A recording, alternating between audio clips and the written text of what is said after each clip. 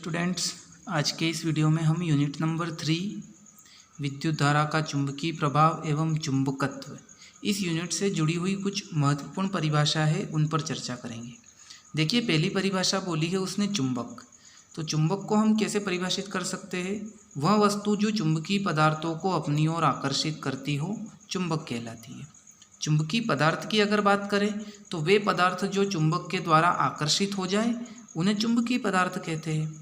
इन दोनों को हम साथ में लिख सकते हैं। चुंबक किसे कहेंगे? चुंबकीय पदार्थों को जो अपनी ओर आकर्षित करे वो चुंबक है। और चुंबकीय पदार्थ किसे कहेंगे? तो वो पदार्थ जो चुंबक के द्वारा आकर्षित हो जाए उन्हीं को चुंबकीय पदार्थ कहते हैं। थर्ड नंबर पे यहाँ पे जो परिभाषा दी हुई है वो है चुंबकीय ध्रुव। देखिए, चुंबक, किसी भी चुंबक के दो ध्रुव होते हैं, उसको हम थोड़ा यहाँ रफ में समझने की कोशिश करते हैं। देखिए, मान लिया जाए मैंने यहाँ पर ये एक चुंबक बनाया है, ये चुंबक का एक सिरा और ये हो गया चुंबक का दूसरा सिरा। इन दोनों सिरों के निकट वे बिंदु जहाँ पर चुंबक का चुंबकत्व सबसे अधिक हो, यानी कि चुंबक की जो आकर्षण करने की क्षमता हो वो सबसे ज़्यादा हो, उसी को चुंबकीय ध्रुव कहते हैं। ये दो प्रकार के होते हैं। पहले को बोलते हैं उत्तरी ध्रुव और दूसरे ध्रुव को बोला जाता है दक्षिणी ध्रुव। तो उत्तरी ध्रुव को N से प्रदर्शित करते, दक्षिणी ध्रुव को S से प्रदर्शित करते। तो हमने यहाँ पर भी यही लिखा है कि चुंबक के सिरों के निकट स्थित वे बिंदु जिन पर चुंबक का चुंबकत्व अधिक होता हो चुंबक के ध्रुव कहलाते हैं। ये दो प्रकार के होते हैं, उत्तरी ध्रुव तथा दक्षिणी ध्रुव। उत्तरी ध्रुव को N से प्रदर्शित किया, दक्षिणी ध्रुव को S से प्रदर्शित किया। चौथे नंबर की जो परिभाषा बनी है चुंबकीय अक्ष। तो चुंबक के दोनों ध्रुवों से जाने वाली काल्पनिक रेखा को चुंबकीय अक्ष कहते हैं।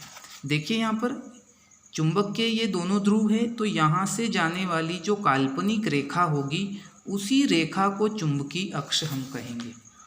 पांचवें नंबर पर जो परिभाषा है वहाँ दिया हुआ है चुंबक ध्रुव प्राबल्यता। तो चुंबक के ध्रुवों की प्रबलता को ही ध्रुव प्राबल्यता कहते हैं। देखो, इस शब्द से ही हम डिसाइड कर सकते हैं। ध्रुव प्राबल्यता मतलब ध्रुव की प्रबलता। तो चुंबक के ध्रुवों की प्रबलता को ही ध्रुव प्राबल्यता कहते हैं। इसका SI मात्रक एम्पियर मीटर होता है। एम्पियर को A से डिनोट किया और मीटर को M से डिनोट करते हैं, तो इसके लिए हम AM लिख सकते हैं। छठे नंबर की जो परिभाषा है वो है चुंबक की प्रभावकारी लंबाई। चुंबक के दोनों ध्रुवों के बीच की दूरी को उसकी प्रभावकारी लंबाई कहा जाता है और इसे 2L से दर्शाते हैं।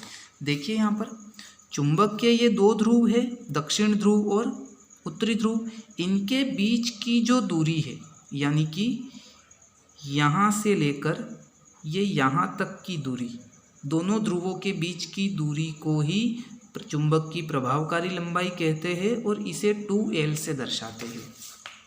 लास्ट नंबर की जो परिभाषा हमारे पास बची है वो है चुंबकीय आघूर्ण। तो चुंबक की ध्रुव प्राबल्यता अभी हमने यहाँ पर ये ऊपर पढ़ा, तथा प्रभावकारी लंबाई अभी हमने यहाँ पर ये पढ़ी। इन दोनों के गुणनफल को ही चुंबकीय आघूर्ण कहते हैं और इसे M से दर्शाते हैं। तो देखिए, हमने क्या पढ़ा कि ध्रुव प्राबल्यता, तो ध्रुव प्राबल्यता को AM से डिनोट करते यानी कि एम्पियर मीटर, और प्रभावकारी लंबाई को 2L से। तो ध्रुव प्राबल्यता और प्रभावकारी लंबाई के गुणे को ही चुंबकीय आघूर्ण कहा जाता है और उसे कैपिटल M से हम लोग दर्शाते हैं। ठीक है।